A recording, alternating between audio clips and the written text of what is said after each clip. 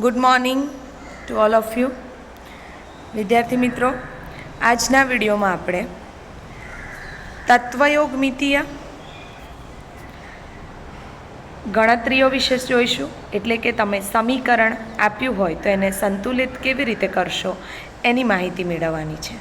અને સમીકરણ સંતુલિત કરવું કેમ જરૂરી છે, એના આધારે આપણને શું માહિતી પ્રાપ્ત થાય છે તેનો આજે અભ્યાસ કરીશું આપણે.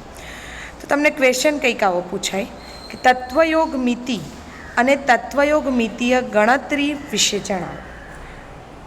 અહીંયા સ્ટોઇક્યોમેટ્રી ઇંગ્લિશમાં એને કહેવાય, એટલે કે તત્વયોગમિતિ એ ગ્રીક શબ્દ પરથી લેવામાં આવ્યું છે.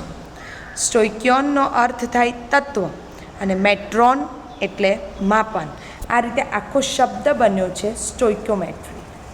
આમ તત્વયોગમિતિ રાસાયણિક પ્રક્રિયામાં સમાવિષ્ટ પ્રક્રિયકો અને નિપજો બંનેના દળની ગણતરી, અને જો વાયુરૂપ અવસ્થામાં હોય પ્રક્રિયકો નિપજો તો આપણે એની કદની ગણતરી સાથે સંકળાયેલા છે. અત્યારે આપણે દળને રિલેટેડ વાત કરીએ તો અહીંયા તત્વયોગમિતિમાં પ્રક્રિયકો બાજુનું દળ અને નિપજો બાજુનું દળ બંનેનું દળ સમાન થવું જોઈએ. આપણે નિયમ ભણી ગયા, દળ સંચયનો નિયમ. અને એ દળ સમાન કરવા માટે તત્વોની સંખ્યા સમાન કરવી પડે બંને બાજુ. એને તત્વોનું બેલેન્સિંગ કરવું પડે, સમતોલિત કરવું પડે, ત્યારે એમના દળની ગણતરી આપણે સરખી થશે. તો તત્વયોગમિતિમાં આપણે નિપજો અને પ્રક્રિયકોના દળની ગણતરીની વાત કરીશું. રાસાયણિક પ્રક્રિયામાં જે જરૂરી પ્રક્રિયકોના જથ્થો કે પ્રાપ્ત થતી નિપજોનો જથ્થો એ કેવી રીતે ગણતરી કરી શકાય એની સમજૂતી મેળવીએ એના પહેલાં આપણે પ્રક્રિયાના સમતોલિત રાસાયણિક સમીકરણ પરથી શું માહિતી પ્રાપ્ત થાય એનો અભ્યાસ કરીએ. પણ વિદ્યાર્થી મિત્રો, પહેલાં તો રાસાયણિક સમીકરણ સમતોલિત કરતાં તમને આવડવું જોઈએ. એના માટેનું આપણે એક એક્ઝામ્પલ લઈએ. તો અહીંયા જુઓ, આપણે મિથેનના દહનની પ્રક્રિયા લઈએ. મિથેનના દહનની પ્રક્રિયામાં CH4 પ્લસ O2ની હાજરીમાં દહન કરીએ એટલે મિથેન પ્લસ O2 ગીવ્સ આપણને દહન પ્રક્રિયામાં શું મળે? કાર્બન ડાયોક્સાઇડ પ્લસ પાણી મળે. હવે આ સમીકરણને બેલેન્સ કરવાનું છે. કેવી રીતે કરીશું? તો અહીંયા તમે પહેલાં કાર્બન જુઓ, કાર્બન કેટલા છે? આ એક, અને આ નિપજો બાજુ પણ એક જ છે, એટલે કાર્બન બેલેન્સ છે. હવે તમે હાઇડ્રોજન જુઓ, હાઇડ્રોજન અહીંયા 4 છે, બરાબર. આ બાજુ કેટલા છે? 2. અહીંયા 4 છે, અહીંયા 2 છે. તો બેલેન્સિંગ કરવા માટે આપણે કેટલા મૂકીશું પાણીની આગળ? 2. તો અહીંયા કેટલા થશે તમારા હાઇડ્રોજન? હવે આ બાજુ પણ 4 છે, નિપજો બાજુ પણ, અને પ્રક્રિયકો બાજુ પણ 4 છે. ઓક્સિજન જોઈએ તો ઓક્સિજન પ્રક્રિયકો બાજુ 2 છે, નિપજો બાજુ કેટલા છે? કાર્બન ડાયોક્સાઇડના 2 ઓક્સિજન એટલે 2, અને H2Oનો 2, એટલે ટોટલ કેટલા? 4 ઓક્સિજન છે. તો આપણે પ્રક્રિયકો બાજુ 4 કરવા પડે તો શું કરીશું? અહીંયા 2H2O, 2O2, બરાબર. તો આ રીતે જો તમે સમીકરણ બેલેન્સ કરો તો તમારું બેલેન્સિંગ સમીકરણ આવશે methane plus 2O2 give CO2 plus 2H2O. હવે આપણને માહિતી શું મળે? તો કે અહીંયા મિથેન અને ડાયોક્સિજન પ્રક્રિયકો છે. બીજું વિદ્યાર્થી મિત્રો, સમીકરણ સંતુલિત કરવા માટે પ્રયત્ન અને ભૂલની રીતનો આપણે ઉપયોગ કરીએ છીએ. તમે 9મા 10મામાં પણ શીખ્યા હશો. અહીંયા થોડી તમારે પ્રેક્ટિસ કરવી પડશે, એટલે સમીકરણ તમે સંતુલિત કરતાં શીખી જશો. આપણે થોડી એની પ્રેક્ટિસ કરીશું. જો અહીંયા હવે આ જે સમીકરણ આપણે સંતુલિત કર્યું છે એના પરથી આપણને માહિતી શું પ્રાપ્ત થાય? તો કે ખબર પડે પહેલાં કે પ્રક્રિયકો અહીંયા કયા કયા છે? તો કે મિથેન અને ડાયોક્સિજન તમારા પ્રક્રિયકો છે, કાર્બન ડાયોક્સાઇડ અને પાણી એ તમારી નિપજ છે. બીજું શું ખબર પડે? તો કે તમે અહીંયા જોશો આપણે સમીકરણમાં કૌંસમાં અહીંયા ગેસ લખેલું છે, એટલે કે પ્રક્રિયકો અને નિપજો વાયુરૂપ અવસ્થામાં હોય તો કૌંસમાં G લખવામાં આવે છે સ્મોલમાં, એટલે એનાથી ખબર પડી કે આ વાયુરૂપ છે. જો ઘન હોય તો કૌંસમાં સ્મોલ s એટલે કે સોલિડ લખવું પડે. પ્રવાહી હોય તો આપણે કૌંસમાં લખીએ છીએ સ્મોલ l લિક્વિડ માટે, બરાબર. તો આ રીતે નિર્દેશ કરવામાં આવે જે પણ પ્રક્રિયા એટલે કે જે પણ અણુ હોય એની બાજુમાં આપણે S, L કે G લખીએ, એના આધારે ખબર પડે કે વાયુરૂપ અવસ્થામાં હશે, ઘન અવસ્થામાં હશે કે પછી પ્રવાહી અવસ્થામાં હશે. હવે બીજી શું માહિતી સમીકરણ પરથી? તો અહીંયા તમે જુઓ, O2ની આગળ તત્વયોગમિતીય ગુણાંક જે આપણે સંખ્યા લખી, સમીકરણ સંતુલિત કરતી વખતે જે સંખ્યા તમે લખી છે એને આપણે તત્વયોગમિતીય ગુણાંક કહીશું. તો તમે અહીંયા જોશો તો મિથેનની આગળ કશું જ નથી એટલે આપણે 1 લખીએ.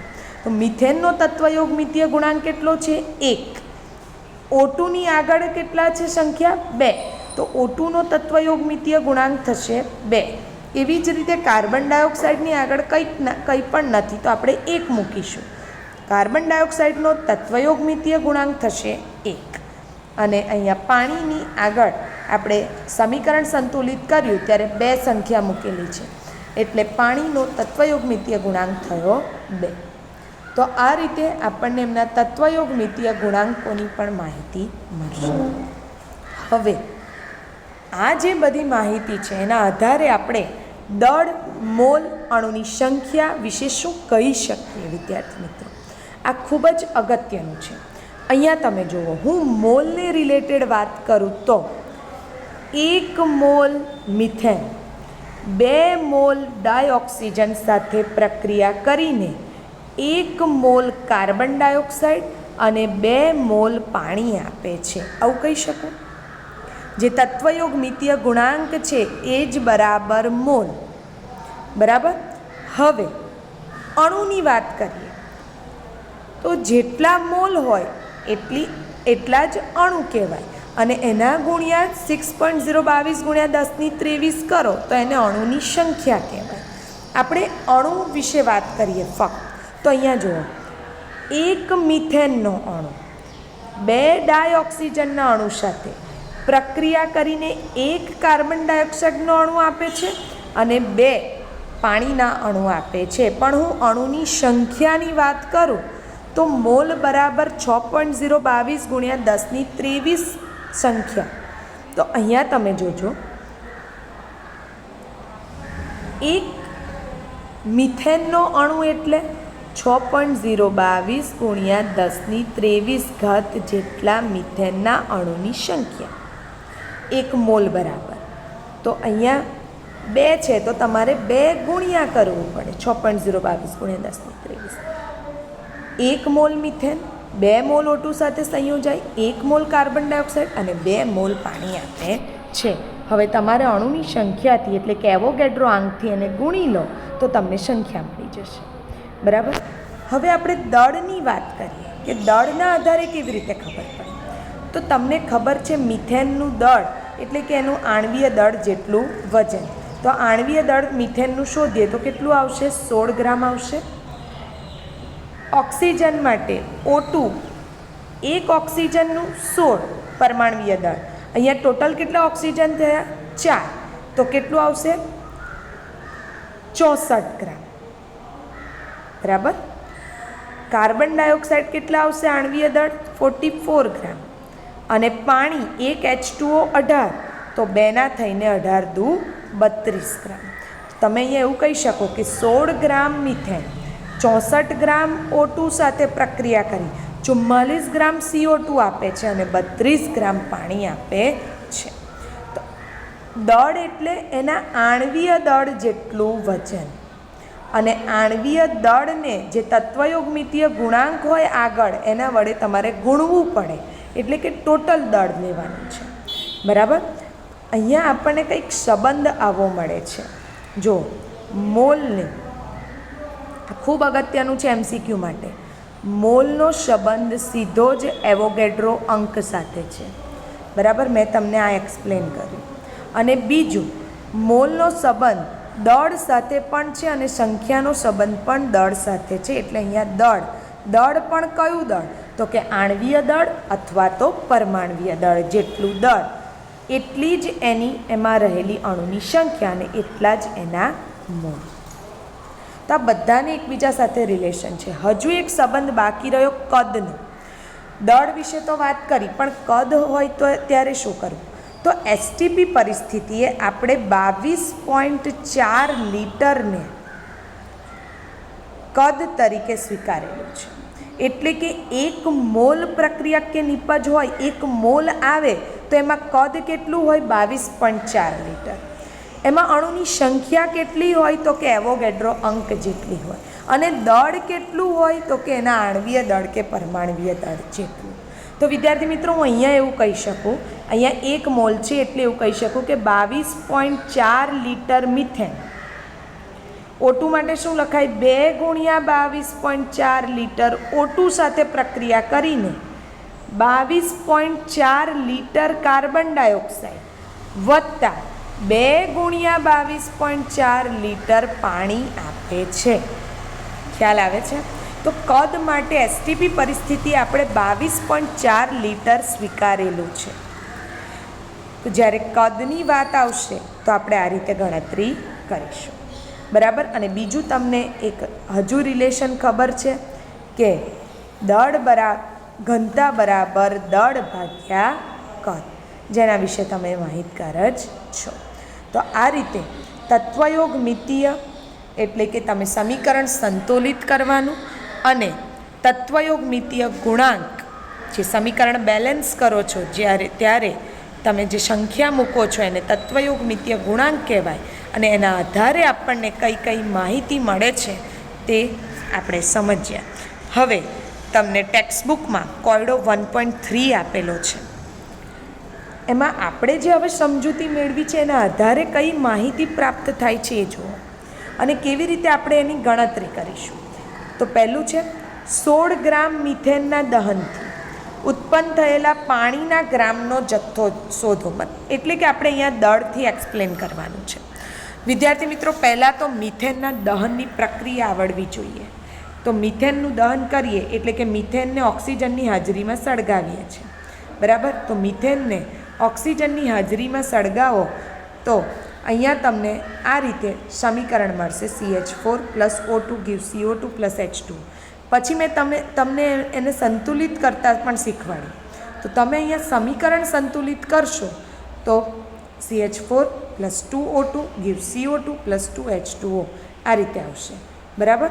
ત્યાર પછી હવે અહીંયા જો આપણને શું કીધું છે તો કે મિથેનના દહન માટે સંતુલિત રાસાયણિક સમીકરણ લખી દેવાનું. પહેલાં તો સમીકરણ પરથી શું માહિતી મળે? તો મિથેનનું આણ્વીય દળ કેટલું? 16 ગ્રામ થાય. 16 ગ્રામ મિથેન બરાબર 1 મોલ. તો 1 મોલ મિથેન 2 મોલ O2 સાથે પ્રક્રિયા કરે છે. 1 મોલ CO2 બને છે અને 2 મોલ પાણી. એનો અર્થ કે 1 મોલ મિથેન લો છો તો 2 મોલ પાણી મળે છે. બરાબર. મોલને ગ્રામમાં કન્વર્ટ કરીએ તો 1 મોલ પાણી બરાબર કેટલા ગ્રામ થાય? તો કે એના આણ્વીય દળ જેટલું વજન. તો પાણીનું આણ્વીય દળ શોધો. ઓક્સિજન 16, હાઇડ્રોજન 1, પણ હાઇડ્રોજન 2 છે એટલે 2 + 16 તો 18 ગ્રામ થાય. બરાબર. તો અહીંયા 18 ગ્રામ થશે. 1 મોલ H2O એટલે 18 ગ્રામ. તો 2 મોલ H2O તો કેટલા થાય? 2 ગુણ્યા 18 એટલે 36 ગ્રામ. તો જો તમે 16 ગ્રામ મિથેનનું દહન કરશો તો 36 ગ્રામ પાણી ઉત્પન્ન થશે. વિદ્યાર્થી મિત્રો, સમીકરણ બેલેન્સિંગ પરથી જ આપણે કહી શકીશું. ખ્યાલ આવે છે? ત્યાર પછી એવો જ નેક્સ્ટ દાખલો જોઈએ આપણે. દહન પ્રક્રિયાને અંતે 22 ગ્રામ CO2. કેટલા ગ્રામ CO2 છે અહીંયા? 22 ગ્રામ. CO2 ઉત્પન્ન કરવા માટે કેટલા મોલ મિથેનની જરૂર પડે? અગેન એ જ પ્રક્રિયા છે કે મિથેનની દહન પ્રક્રિયા લખીએ આપણે. તો અહીંયા CH4 + O2 gives CO2 + H2O. પછી તમે સમીકરણ બેલેન્સ કરો તો CH4 + 2O2 gives CO2 + 2H2O. અહીંયા સમીકરણમાં 2O2 લખજો. બરાબર. અહીંયા 2 આવશે. હવે આપણને CO2 અને મિથેન વચ્ચેનો રિલેશન જોઈશું. કેમ કે 22 ગ્રામ CO2 છે તો કેટલા મોલ મિથેનની જરૂર પડે? પણ પ્રક્રિયા પરથી પહેલાં જોઈએ તો 1 મોલ મિથેનની સામે તમને 1 મોલ CH4 મળે છે. CO2 મળે છે, બરાબર. હવે આણ્વીય દળ જેટલું વજન જોઈએ તો મિથેનનું આણ્વીય દળ કેટલું થશે? 16 ગ્રામ. 1 મોલ એટલે 16 ગ્રામ મિથેન. તો કાર્બન ડાયોક્સાઇડનું આણ્વીય દળ કેટલું થાય? 44 ગ્રામ. 16 ગ્રામ મિથેન લો તો 44 ગ્રામ CO2 મળે. હવે આપણને પૂછ્યું છે શું? એ પ્રમાણે ત્રિરાશિનું પદ મૂકવાનું. તમને અહીંયા શું કીધું છે? 22 ગ્રામ CO2 એ કેટલા મિથેન મળે? તો લખવાનું આપણે 44 ગ્રામ CO2 હોય તો 16 ગ્રામ મિથેન મળે, તો 22 ગ્રામ CO2 એ કેટલા? 22 ગુણ્યા 16 ભાગ્યા 44 તમે કરશો તો તમારો જવાબ અહીંયા આવશે 22 ગુણ્યા 16 ભાગ્યા 44 કરો ડાયરેક્ટ તો તમારો જવાબ આવશે 22 ગ્રામ. 22 ગુણ્યા 16 ભાગ્યા 44 કરશો તો તમારો જવાબ આવશે અહીંયા 8 ગ્રામ. બરાબર. જો અહીંયા જે મેં ગણતરી બતાવી છે એ મોલમાં બતાવી છે, એ પણ તમને હું એક્સપ્લેન કરી દઉં. પહેલાં આ રીતે તમે ડાયરેક્ટ પણ કરી શકો, એક રીત બતાવી. હવે બીજી રીત આપણે મોલમાં પણ કરી શકીએ. જો કે 1 મોલ CO2 તો 1 મોલ મિથેન. તો હવે ત્રિરાશિનું પદ તમે આવું મૂકી શકો કે 1 મોલ CO2 કેટલા મિથેન ઉત્પન્ન થાય? 1 મોલ મિથેન ઉત્પન્ન થાય. 22 ગ્રામ આપ્યું છે CO2 એટલે 44 ગ્રામના અડધા તો 0.5 મોલ થયા. 0.5 મોલ CO2 હોય તો મિથેન કેટલા ઉત્પન્ન થાય? તો કેટલા થશે? 0.5. બરાબર. એટલે 0.5 મોલ મિથેન તમને મળશે. 0.5 મોલ મિથેન એટલે વજન ગણીએ તો 1 મોલ મિથેનનું વજન કેટલું? 16 ગ્રામ. તો 0.5 મોલ મિથેન માટે કેટલા? તો અડધા આવશે, 8 ગ્રામ. તો આ રીતે પણ તમારો જવાબ આવી જશે. તમે ડાયરેક્ટ દળથી ગણતરી કરો અથવા તો તમે મોલથી ગણતરી કરો. મેં તમને એક ટેબલ જે ક્રોસ ટેબલ બતાવ્યું એ મોસ્ટ ઇમ્પોર્ટન્ટ છે. એ ટેબલના આધારે બધાના રિલેશન પરથી તમે ગમે તે રીતે ત્રિરાશિનું પદ મૂકી શકો છો અને આવા દાખલા સોલ્વ કરી શકો છો. વિદ્યાર્થી મિત્રો, ખૂબ જ સરળ છે. આપણે હજુ થોડી પ્રેક્ટિસના પ્રશ્નો કરીશું એટલે તમને એ ટેબલનો ઉપયોગ કરીને આ બધી ગણતરીઓ ખૂબ જ સરળ પડી જશે. Thank you.